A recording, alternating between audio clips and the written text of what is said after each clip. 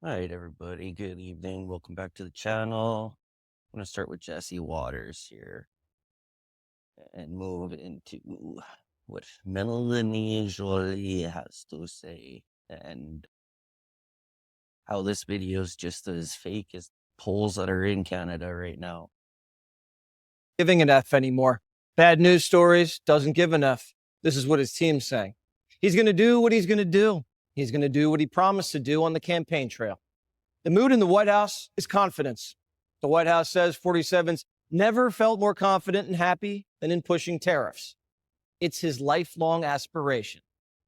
What would you do differently, Donald? I'd make our allies, forgetting about the enemies you can't talk to so easily. I'd make our allies pay their fair share. We're a debtor nation. Something's going to happen over the next number of years with this country because you can't keep going on losing $200 billion, and yet we let Japan come in and dump everything right into our markets. It's not free trade. If you ever go to Japan right now and try to sell something, forget about it, Oprah. Just forget about it. It's almost impossible. They don't have laws against it. They just make it impossible. They come over here, they sell their cars, their VCRs, they knock the hell out of our companies. I have tremendous respect for the Japanese people. I mean, you can respect somebody that's beating the hell out of you, but they are beating the hell out of this country. Behind the scenes, the president's been pounding the fact that the world's been ripping us. Donald Trump's been saying that since 1988, and he finally has the power to do something about it, and he finally takes action. Anybody that has the power to do something today should make the decision today for that better tomorrow. Off for 40 years, and he's on a mission to right those wrongs before the end of his term. The vision? Turn the country into a place with thriving main streets and hometowns where American workers make American products sold to the American public. Doesn't that give you a nice, warm, fuzzy feeling inside? And he wants to make it easier for people to start families, afford homes, and go to college. These tariffs are for the children. The great American president did the same thing just over 100 years ago.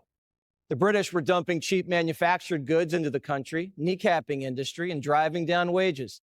McKinley believed if you didn't have tariffs, the British industry would drown you. Today, it's not just the British. The world's drowning us. The president's mentality is, if you want access to the greatest market in the world, the American market, you're going to have to pay up. Kind of like a real estate fee. And thinks we're suckers not to be charging people. But Wall Street thinks they're the suckers. Kramer feels like a sucker. Now he knows how his audience feels. He said buy Bear Stearns, and the next week it went bankrupt. The Dow's actually in the same place it was in August. That's what I was waiting for. If you look at all the markets and you go back 1 year to date, they're going to average out to be not very far off from where they were last year because of how far the Biden administration tanked the market along with the Liberal administration in Canada. We're going to get into how Canada's role plays into these tariffs here near the end when he goes to China. Trump's not nervous. The president feels like a real estate mogul with a full inventory of mansions under his sole control. It's been 48 hours since Liberation Day, and the White House won't stop bringing. Vietnam called today. They tariff our product at a rate of 90%.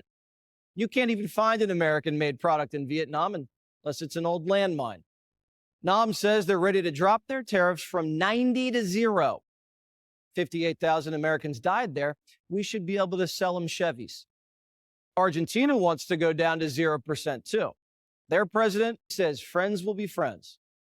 India is cutting a trade agreement in the coming days.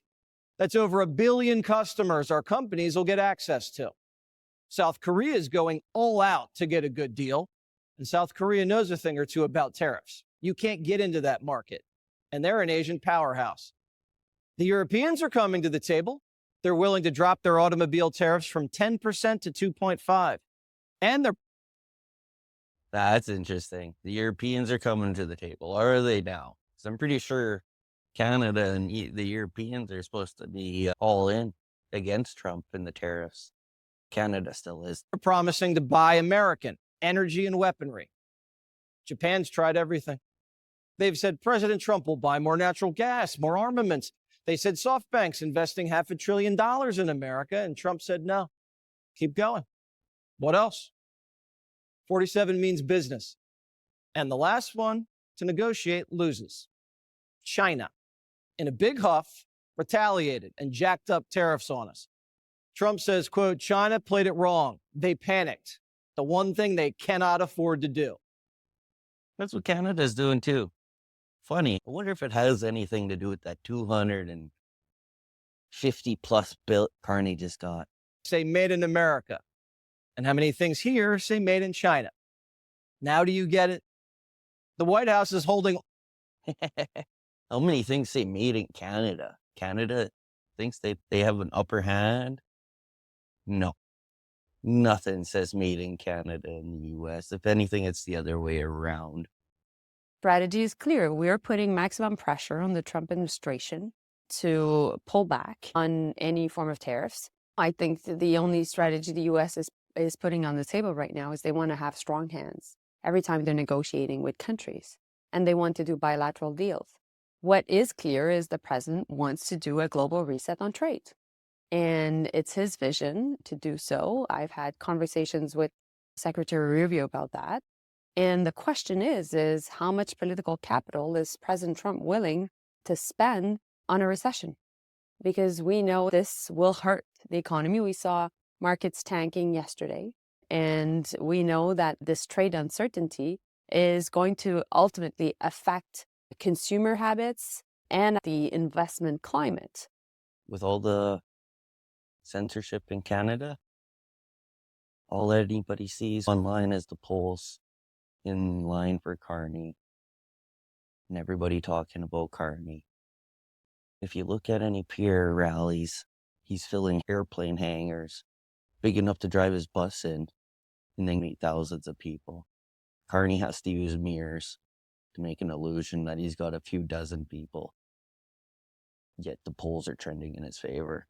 Don't be surprised when this China regime takes Canada over. That's all I'm saying. Stay tuned for more. Don't forget to like and subscribe.